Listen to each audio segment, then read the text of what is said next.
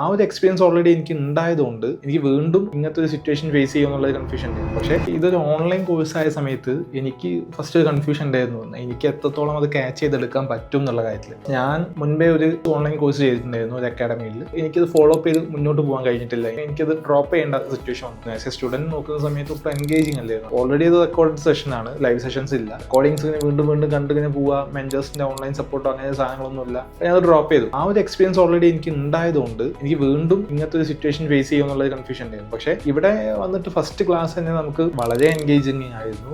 സിലബസിൽ കുറച്ച് points complete ചെയ്യുക, PPT നോക്കി പ്രസന്റ് ചെയ്യുക, അങ്ങനത്തെ പരിപാടിയല്ല. നമുക്ക് മനസ്സിലാവുന്ന രീതിയിൽ നമുക്ക് കാര്യങ്ങൾ വൃത്തിക്ക് പറഞ്ഞു തരുന്ന സിറ്റുവേഷൻ ആണുള്ളത്. നമ്മൾ ഓഫീസ് ടൈം ഒക്കെ കഴിഞ്ഞ് വരുമ്പോഴത്തേക്കും ലേറ്റ് ആവും. ആ സമയത്താണെങ്കിൽ റെക്കോർഡ് സെഷൻസ് ഉണ്ടാവും. നമ്മളിപ്പോൾ കണ്ടുകൊണ്ട് നിൽക്കുകയാണെന്നുണ്ടെങ്കിൽ മെന്റേഴ്സിനെ വിളിക്കാം, മെന്റേഴ്സിനോട് ഡൗട്ട്സ് ചോദിക്കാം. എല്ലാ തരത്തിലും നമുക്ക് മെന്റേഴ്സിന് സപ്പോർട്ട് ഉണ്ട്. അത് കൂടാതെ തന്നെ ഒരു ദിവസത്തെ ഒരു സെഷൻ കഴിയുമ്പോൾ കൺഫേം ആയിട്ട് നമുക്ക് ഒരു ടാസ്ക് ഉണ്ടാവും. ആ ടാസ്ക് നമ്മൾ ചെയ്യുന്നതിലൂടെ നമ്മൾ പ്രാക്ടിക്കലായിട്ട് തന്നെ നമ്മൾ എന്താണോ അന്ന് പഠിച്ചത് അത് നമുക്ക് പ്രാക്ടിക്കലായിട്ട് ലേൺ ചെയ്യാൻ പറ്റും. ആ ടാസ്ക് ചെയ്യുന്ന സമയത്തുള്ള കൺഫ്യൂഷൻസ് ആണെങ്കിലും നമ്മൾ കൂടെ പഠിക്കുന്ന മറ്റ് സ്റ്റുഡൻസിനോട് ഡിസ്കസ് ചെയ്ത് ക്ലിയർ ചെയ്ത് മുന്നോട്ട് പോവുക ചെയ്യാം. ഓൺലൈൻ സെഷൻ ആയതുകൊണ്ട് വലിയ ബുദ്ധിമുട്ടായിട്ട് ഫീൽ ചെയ്യില്ല. പക്ഷേ എങ്ങനെ നോക്കുന്ന സമയത്ത് ഓൾറെഡി വർക്ക് ചെയ്യണം. അപ്പം എനിക്ക് അഡീഷണൽ സ്കില്ല് ലേൺ ചെയ്യാൻ പറ്റി, അതും വളരെ സ്മൂത്ത് ആയിട്ട് പറ്റി എന്നുള്ളത് വളരെ യൂസ്ഫുൾ ആയിട്ടാണ് എനിക്ക് തോന്നിയിട്ടുള്ളത്.